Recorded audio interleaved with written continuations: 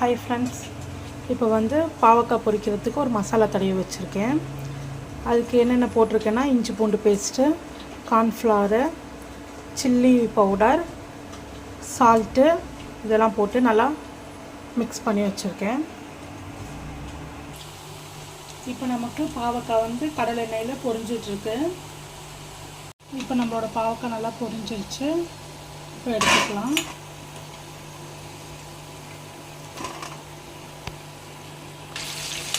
இப்போ அதே மாதிரி மீதி இருக்க பேக்ஸ்லாம் போட்டு பொரிச்சு எடுத்துக்கலாம். இப்போ நம்ம பொரிச்ச பாவக்காயை டேஸ்ட் பார்க்கலாம்.